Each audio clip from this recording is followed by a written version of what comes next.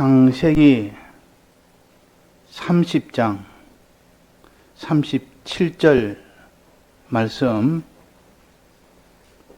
야곱이 버드나무와 살구나무와 신풍나무의 푸른 가지를 취하여 그것들의 껍질을 벗겨 흰 무늬를 내고 그 껍질 벗긴 가지를 양떼가 와서 먹는 개천의 물구유에 세워 양떼에 향하게 하며 그 떼가 물을 먹으러 올 때에 새끼를 베니 가지 앞에 새끼를 뱀으로, 가지 앞에서 새끼를 뱀으로 얼룩얼룩한 것과 점이 있고 아롱진 것을 낳은지라. 야곱이 새끼 양을 구분하고 그 얼룩 무늬와 검은 빛으로 있는 것으로 라반의 양과 서로 대하게 하며 자기 양을 따로 두어 라반의 양과 섞이지 않게 하며, 실한 양이 새끼 뵐 때는 야곱이 개천에다가 양떼의 눈앞에 그 가지를 두어 양으로 그 가지 곁에서 새끼를 베게 하고, 약한 양이면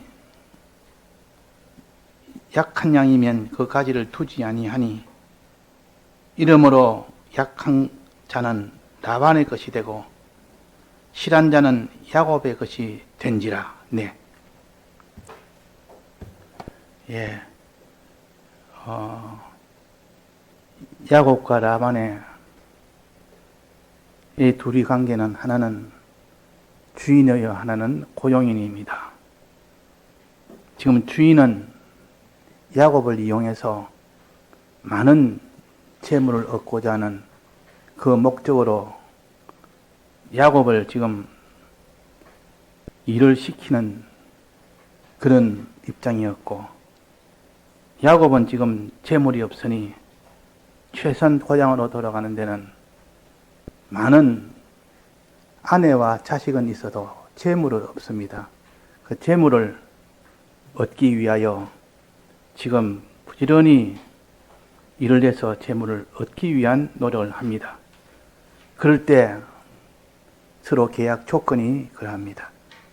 새끼를 낳을 때 검은 무늬가 있는 그런 새끼들은 다 야곱의 것이고, 검은 무늬가 없는 그냥 그것은 다 라반의 것이라 명백하게, 이거는 개인이 결정하는 것이 아니라 출산하는 사람으로서는 할 수 없는 출산에다 맡긴 겁니다. 그러나 하나님은 할 수 있습니다. 사람으로서는 출산을 조절 못하지만 하나님은 100세가 돼도 자식을 놓게 하면 놓는 것이, 이것이 하나님이죠. 야곱도 어떻게 해서 자기가 태어났는지를 압니다. 그 아버지 이삭도 아버지가 태어나는 것은, 할머니 할아버지가 100세 때에 90세에 난 것은 출산은 하나님이 주권한다. 하나님이 주권한다. 이것을 익히 알고 있는 야곱 입장에서 꿈을 하나 꿨는데, 이 조건 정하기 전에 꿈에 보니까 그 암장을 타고 있는 수양이 새끼를 베는 이 교비를 하고 있었고, 거기서 나온 새끼가 다 얼룩무늬 있고 얼룩얼룩한 점도 있고 아롱진 점도 있는 이런 것들을 낳았더라. 그걸 봤습니다. 꿈에 그걸 봤습니다. 지금 말하면 성령의 감동을 받아서 깨닫게 됐다. 그렇게 볼 수 있습니다. 그때는 꿈이지만 지금은 성령의 감동입니다. 우리가 내 꿈에 그걸 봤는데 이럴 때, 그는 구약에서는 다 꿈으로 표시를 했고, 신약에서는 내가 하나님의 말씀을 통하여 많은 이렇게 묵상을 하다 보니까 하나님이 영감으로 알려주셨다. 깨닫게 해주셨다. 이 바로 꿈으로 알려주신 겁니다. 그 꿈에 보니까 그 양떼가 새끼 뵐 때에 내가 꿈에 눈을 들어보니 양떼를 탄 수양은 다 얼룩무늬 있는 것, 점 있는 것, 아롱진 것이었더라. 꿈에 하나님 사자가 내게 말하기를 야곱아기로 내가 대답하여 여기 있나이다 하며 가라사대 내 눈을 들어봐라. 하나님 명령을 했습니다. 내 눈을 들어봐라. 너의 눈을 들어봐라. 이 조건입니다. 너의 눈을 들어보면, 눈을 들어서 보면, 양떼를 탄 수양은 다 얼룩무늬 있는 것, 점 있는 것, 아롱진 것이 이니라. 양떼가 다 그렇게 된다. 이렇게 하나님 명령을 하셨습니다. 이 꿈에 깨어나서 받은 그 모든 환상도 다 눈에 보여서 이것을 믿으며 하나님 명령도 붙들고 명령을 순종한 것이 곧 나뭇가지 껍질을 벗겨서 양떼 앞에다가 세운 겁니다. 물 먹는 양떼 앞에 세운 겁니다. 이것이 하나님 내 눈을 들어보라. 내 눈을 들어보는 것은 자기가 눈을 들어봐야 되는데 양떼가 눈을 들어서 보도록 한 겁니다. 이 명령이요. 이 하나의 명령을 받은 이 야곱이기 때문에 명령대로 껍질을 벗겨 양떼가 눈을 들어 볼 수 있도록 해 준 겁니다. 이런 과정이 없이 저 밑에 누가 묻기로 좋은 질문 했는데 이때 야곱의 양들은 자꾸 이렇게 전바위가 생겨가지고 전부 자기 소유가 되니까 우리도 한번 그래 보자. 야곱이 지라니까 그 모든 라반의 아들들이나 종들이 우리도 똑같이 한번 해보자 해서 저들도 나뭇가지를 벗겨서 자기 양떼들 앞에다 세우면 그렇지 않느냐 이렇게 하는데 그거는 껍데기만 한 것이지 그 속에 하나님이 그 꿈에서 보여주던 그 모습을 다 믿어야 되고 명령대로 순종하는 순종이 있는 것이 곧 그것을 가지고 순종한 그 행동이 나뭇가지를 껍질을 벗겨서 물에다 세운 겁니다. 이런 순종, 하나님께 믿고 순종하는 이것이 있어야 되는데 만약에 라반의 종들이 아무리 그래 해봐야 믿는 것도 없고 명령에 순종하는 것을 하는 것도 아니고 자기 뜻대로 하는 거기 때문에 그건 아무 효력이 없습니다. 그러나 누구나 다 하나님의 이 성령의 감동을 받아서 이 사실을 믿고 하나님의 말씀을 명령을 받아서 이 명령에 순종으로 하나님을 바라본 일을 했다면 내나 그도 그 사람도 같은 효력을 볼 것이요. 우리가 지금 이것을 제 3조로 보는 거 아닙니까? 우리도 내나 야곱처럼 이렇게 주님은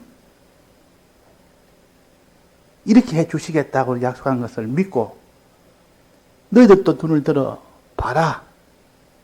그러면 이 모든 얼룩무늬 있는 거, 점 있는 거, 아롱진 이런 것이 불가능하게 보이는 것도 가능하도록 하나님이 해 주신다는 것입니다. 이게 이적이요.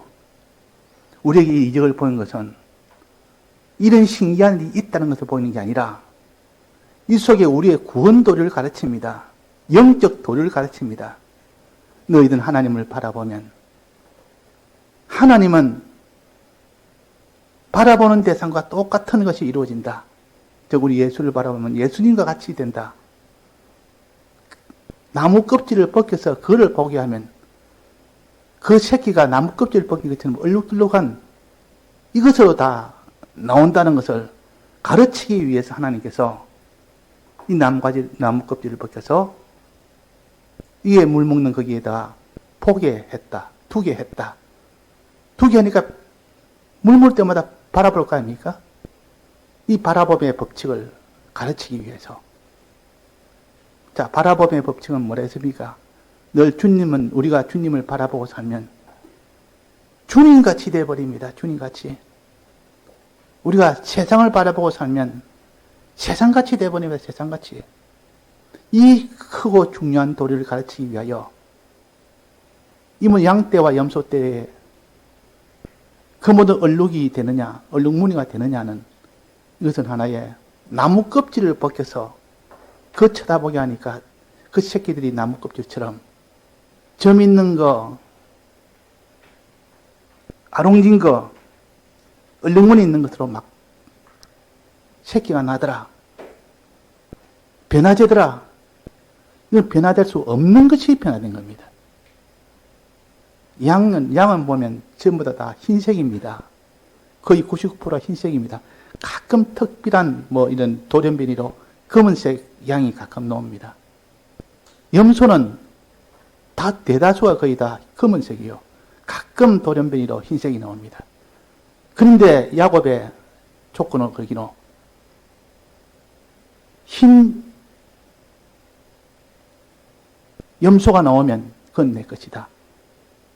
검은 양이 나오면 그건 내 것이 아니라, 그러니까 불가능한 희박한 그 통계에다가 근거를 그렇게 그 정반대로 됩니다. 내 것이 되려면 그 반대가 돼야 되는데 내 것이 안 되는 조건입니다.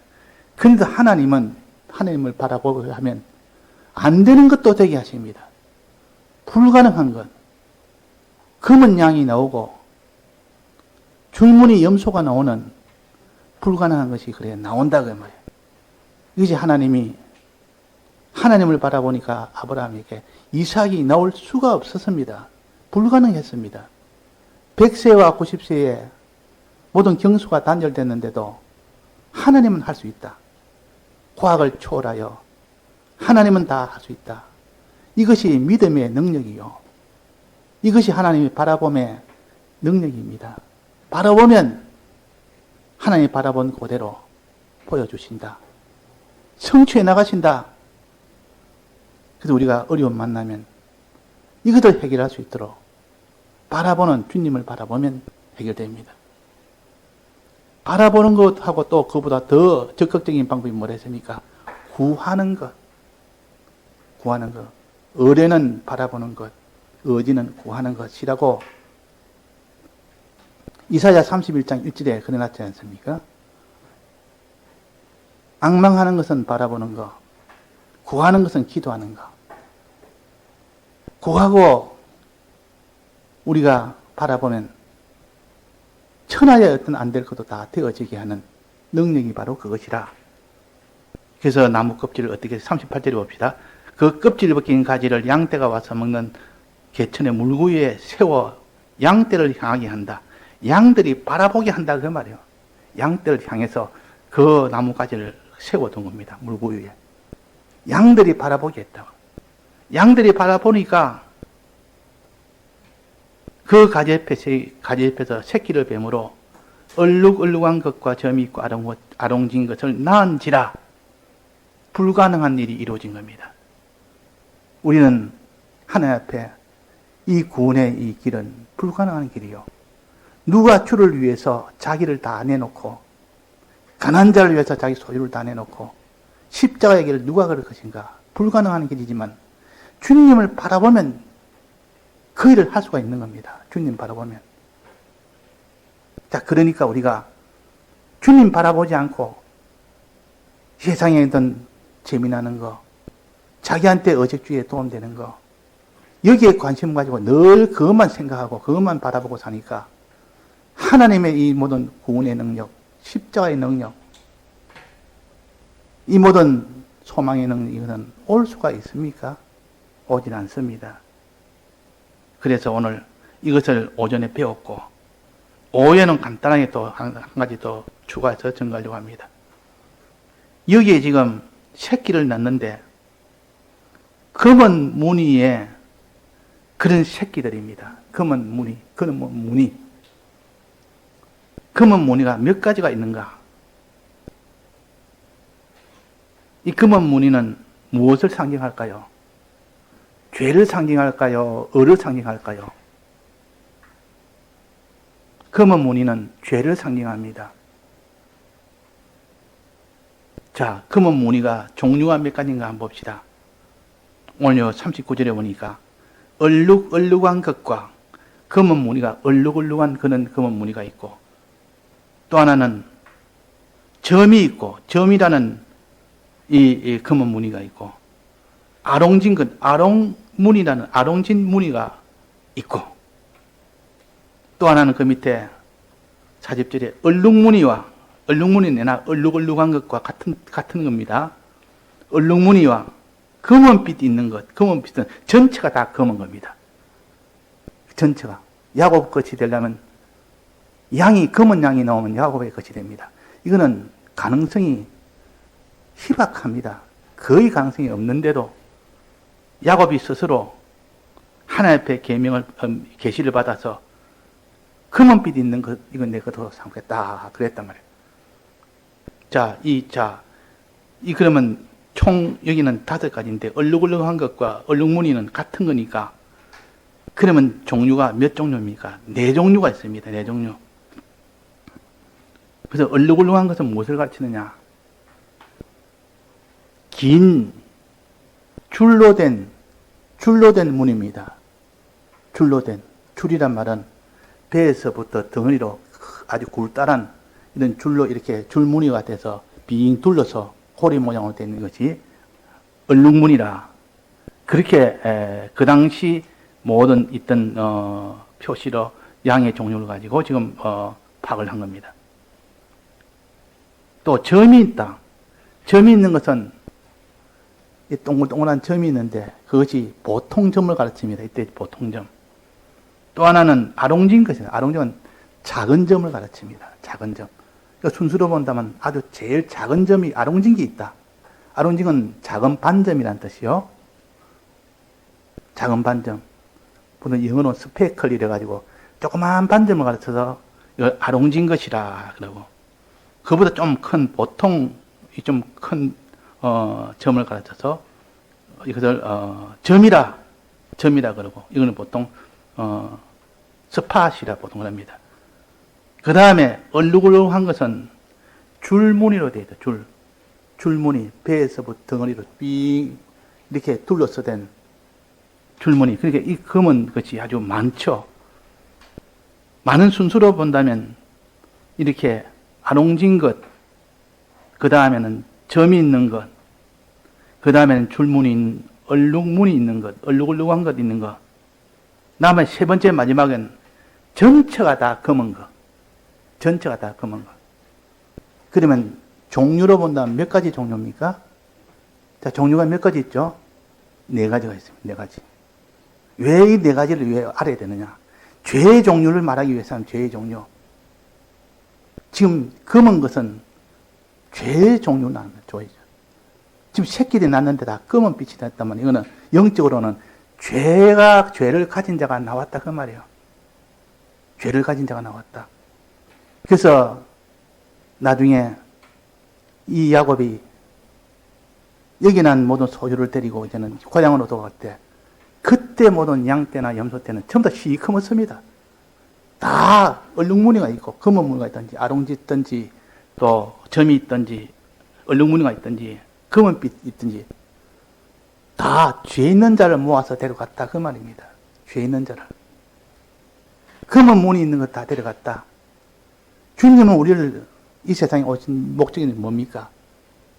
의인을 부르러 왔습니까? 죄인을 부르러 왔습니까? 죄인을 부르러 왔습니다. 뭐 하려고? 치료하려고? 고쳐주려고? 희게 만들어주려고? 그저 첫째 주님이 오신 목적은 죄인을 부르러 왔다. 검은 자를 부르러 왔다. 두 번째는 검은 자에게 희게 만들어주러 왔다. 치료해주러 왔다. 의원으로 왔다. 의원으로 왔다. 그래서 여기 얼룩무늬를 낼 때는 흰무늬를 냈다. 흰무늬. 껍질을 벗기면 흰무늬가 나옵니다. 흰무늬가 닿으면 흰무늬가 나오는 게 아니라 흰 무늬를 해가지고 했는데 검은 무늬 된 것이 나왔단 말이에요. 그 말은 흰무늬 되게 하려고 검은 무늬를 불러내서 그것을 치료해서 흰무늬 되도록 하려고 하는 주님의 이 의원으로 온 목적을 나타냅니다. 그러니까 검은 것은 죄인이라. 죄는 여기 4종류니까 4가지 죄의 종류를 말합니다. 4가지 죄의 종류. 자, 죄의 종류가 4가지가 뭔지 우리가 죄를 많이 배웠습니다. 배웠기 때문에 우리 죄가 무슨 죄겠습니까? 죄의 경중을 따집니다. 이건 지금 검은 무늬가 많고 적고의 차이 아닙니까? 제일 작은 것은 아롱진 것, 스페클이라서 작은 반점. 이거 죄가 아주 경한 죄입니다. 그 다음엔 점 있는 거. 이거는 경한 죄, 그 다음으로 중합니다. 그 다음에는 얼룩무늬 있는 것은 아주 죄가 몸에 빙 둘러가 있습니다. 배에서부터 덩어리로 빙 둘러서 코리처럼 이게 되어 있는 이것이 얼룩무늬인데 이거는 죄가 더 큽니다. 마지막에 검은 무늬의 이 양은 전체가 죄입니다. 제일 죄가 많은 겁니다. 중한죄입니다. 그래서 중한죄, 제일 중한죄 하나. 그 다음에는 저 중한죄 중에서 조금 중하지만 덜 중한죄 하나. 그 다음에는 경한죄 하나. 맨 마지막은 아주 경한죄 하나. 이래가지고 경한대부터 시작해서 중한대까지 나가는데 네 종류의 지금은 검은 점을 가르쳤습니다. 네 종류의 그 점이 크고 작으냐에 따라서 달라졌다. 죄에 대해서 크고 작으냐에 따라서 우리는 죄를 배워서 알지 않습니까? 죄는 중한죄가 있고 경한죄가 있다. 얼마 전에 배운 우리가 죄에 대해서는 무슨 죄와 무슨 죄 두 가지를 배웠습니까? 불법죄와 무슨 죄? 불의죄. 불법죄는 중한죄요. 하나의 법을 어겼으니까. 법을 어기면 그건 중한죄요. 선악과 먹는 죄나 가인이 살인한 죄나 이건 다 중한죄라. 이게 죄가 크냐 적으냐 이걸 알아야 나중에 속죄할 때도 차이가 나기 때문에 이 중한죄, 경한죄를 알아야 됩니다. 이 죄의 종류를 알아야 됩니다. 또 불의죄는 경한죄라. 이건 하나님 뜻을 어기는 겁니다. 해라는 뜻을 어기는 거기 때문에 이걸 어겨도 중한죄만큼의 불법죄 같이 그 정도의 중한죄는 아닙니다. 그래서 요 구분을 해야 되지. 속죄할 때도 차이가 납니다. 불법죄는 피를 흘려서 사함을 받지 피 흘리지 않으면 사함 못 받습니다. 그러나 불의죄는 피 흘림이 없습니다. 그냥 광야에다가 거기다가 내버려짐을 당해서 거기서 배회하다가 죽는 것이 피 흘림은 없습니다. 왜? 이거는 경한죄이기 때문에. 불의죄는 자기 뜻대로 자기 마음대로 살다가 계속 마음대로는 살아라. 너는 광야에서 마음대로 살아라. 너가 내 마음대로 사는 이것이 불의죄인데 내 마음대로 살다가 마지막 죽는 그것이 속죄하는 방법입니다. 자, 그래서 우리가 경한죄와 이 중한죄 둘로 첫째 나누고 그 다음에 이 죄를 또 하나 또 나눌 수 있습니다. 불법죄 중에서 이것도 나눕니다. 불법죄 중에서. 불법에 나가서 한 법을 어기는 죄인데 여기서 불법죄는 나누는데 하나는 고의로 지은 불법죄가 있고 하나는 과실로 지은 불법죄가 있습니다. 예를 들면 살인죄, 살인하는데 고의로 살인한 사람하고 모르고 어떻게 장난치다가 그 사람이 죽었습니다. 죽으려고 생각도 안 했는데 어떻게 하다가 사고로 실수로 죽었습니다. 그럼 똑같이 살인죄는 살인죄입니다. 똑같이 불법죄는 불법죄인데 그 경중은 차이가 납니다. 고의로 한 것은 제일 큰 죄요. 제일 중범죄입니다. 고의로 살인 것. 그러나 모르고 성경에는 이런 예를 듭니다. 둘이 산에 가서 나무 하러 갔는데 그 당시에는 도끼로 가지고 나무를 했는데 도끼로 나무 둥치를 치가서 뺐는데 도끼로 나무를 이렇게 자르다가 도끼날이 나무 손잡이에 빠졌습니다. 빠져가 푹 날아가서 상대방의 머리를 쳤습니다. 바로 죽었습니다. 죽었으니까 하나님이 불법죄를 지은 겁니다. 살인죄를 지은 겁니다.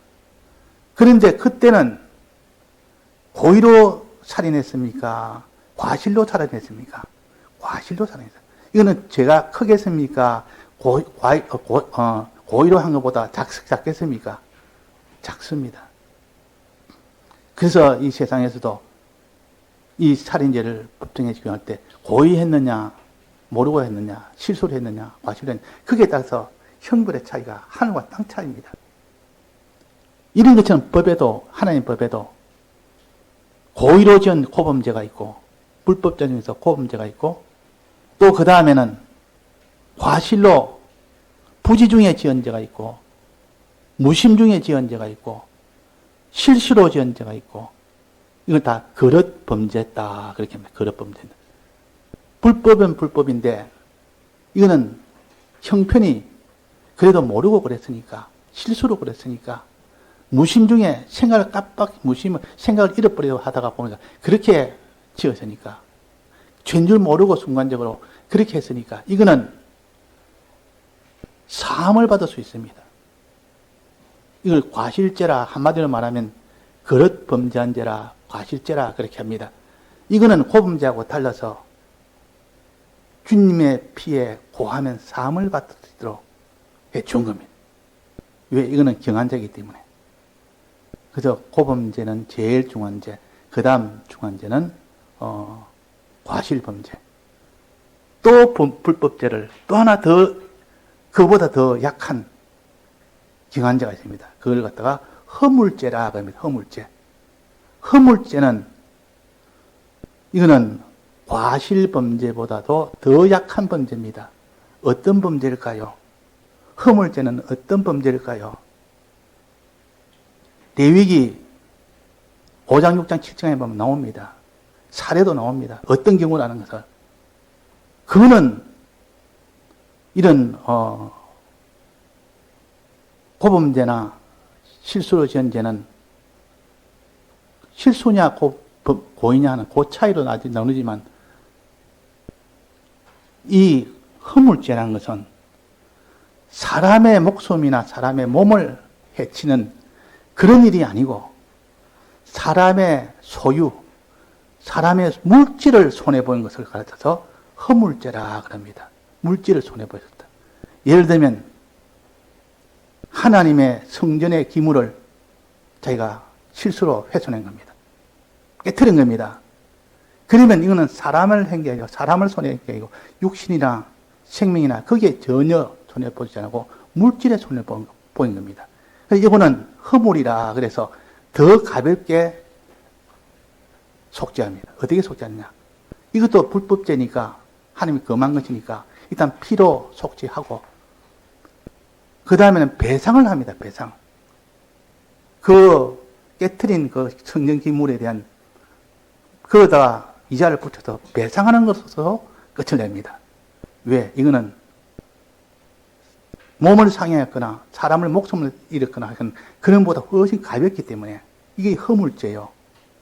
이걸 속하는 속죄를 속건죄라 그럽니다. 자, 그러면 순서적으로 본다면 제일 무거운 죄가 고범죄요. 고범 불법죄요. 그 다음에 무거운 것이 과실 불법죄요. 그 다음에 가벼운 것이, 그보다 더 가벼운 것은 허물 불법죄라. 다 허물이, 이 세 가지는 다 불법죄인데, 하나는 고범, 하나는 과실, 하나는 재산. 이 사람, 우리나라도 보면 사람을 때리거나 사람을 몸을 갖다가 상해하거나 그 사람 목숨을 앗아가거나 이러면 바로 형사처벌을 받습니다. 왜? 중하기 때문에. 그러나 그 사람의 물질의 손해가 됐다면 형사처벌까지는 안 갑니다. 보통 그거는 배상으로 끝납니다. 그건 민사처리랍니다. 민사는 그만큼 중하지 않다는 뜻이요. 배상으로 끝낼 수 있다는 문제예요. 그러니까 이것이 제일 아주 경한기 때문에 그런 겁니다. 그래서 속건죄는 사람의 재물을 가지고 손해보인 겁니다. 우리 지금 이 법체계에서 보면 형사 문제가 있고 민사 문제가 있습니다. 민사 문제는 다 재물에 손해를 가는 경우, 재물에 손해를 가는 경우. 남의 그래서 섭득을 했는데, 섭득을 그냥 자기가 그냥 내가 취해버립니다. 그러면 다른 사람에게 재물을 취한 것이기 때문에 이거는 그냥 배상만 해주면 끝내는 것이지. 그러나 그는 불법죄는 불법죄인데, 이게 제일 경하다 말이야. 이 세 가지 불법죄는 다 중하냐, 덜 중하냐, 정하냐. 이렇게 세 가지 나올 수 있고, 맨 위에 제일 가벼운 죄가 뭐라 했습니까? 불의죄라. 불의죄라. 우리는 불의죄를 배웠습니다. 불의죄는 하나님의 법을 아니고, 험한 법이 아니고, 하나님이 하라는 뜻입니다. 뜻을 안 한 겁니다. 뜻을 행하지 않는 겁니다. 이것이 불의죄라. 말 그대로 불의죄라. 그러니까 불의죄가 제일 가벼운 죄예요. 그러나 제일 가볍지만은 이것을 내버려두면 마지막으로 그냥 그 사람은 불법죄로 나가기 때문에 이거를 빨리 회개해야 되고, 이 회개하는 방법이 뭐랬습니까? 불의죄 회개하는 방법이 뭐랬습니까? 불의죄는 버림을 받는 겁니다. 어떻게?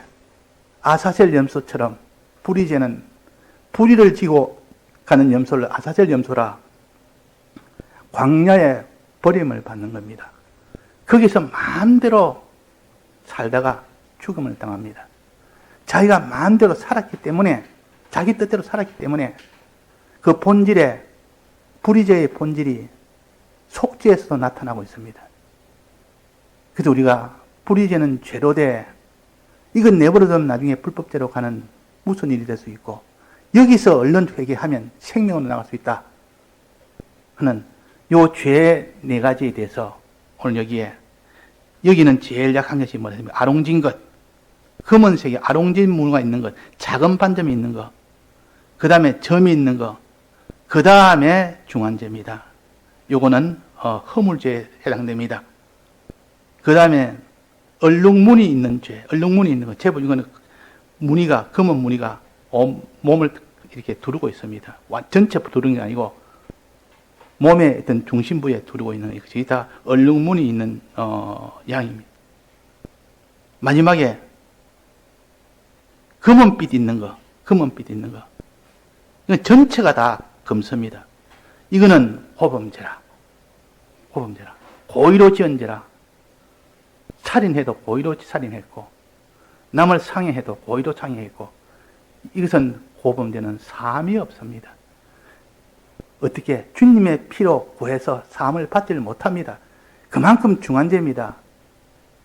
그래서 이 네 가지 죄를, 그는 구해서 사함 받는 게 아니라 고쳐야 소원 받습니다. 내가 고의로 지은 죄는, 이제는 그런 죄를 만났을 때, 그거를 고쳤을 때 비로소 그때 사함 받지, 피로 고해서는, 자백에서는 그대는 사함을 받지 못한다 그랬습니다. 그래서 속죄죄는, 고범죄는 해당이 안 된다 그랬습니다. 그러니까 우리가 죄 네 가지를 여기에 검은빛 무늬 네 가지, 네 종류하고 연결시켜서 우리의 죄라는 것은 이런 것이다. 이 죄인들을 예수님이 불러서 나는 죄인을 부르러 왔지 의인을 부르러 온 겁니다. 그래서 야곱이 먼저 죄인을 불렀습니다. 그 다음에 야곱은 어떻게 했습니까? 희게 하는 겁니다. 희게. 신문이 되게 하는 겁니다. 내가 온 것은 심판하러 온 것이 아니고 의원으로 왔다. 고치러 왔다. 검은 것을 희게 해주러 왔다. 그래서 그 흰무늬 나뭇가지라 그랬습니다. 흰무늬 나뭇가지. 흰무늬 나뭇가지를 했다. 이 말은 두 번째 치료 단계를 말합니다.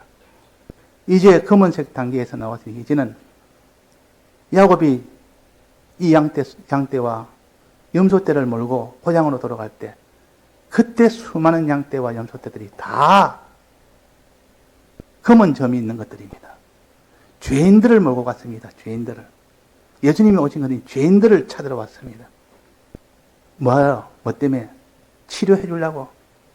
죄 사함 받게 해 주려고. 의원으로 왔다. 고치러 왔다.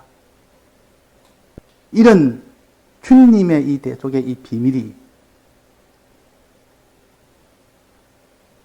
이 야곱이 재산을 모을 때 전박에 있는 것들을 모으는 그 속에 있는 하나님의 뜻입니다.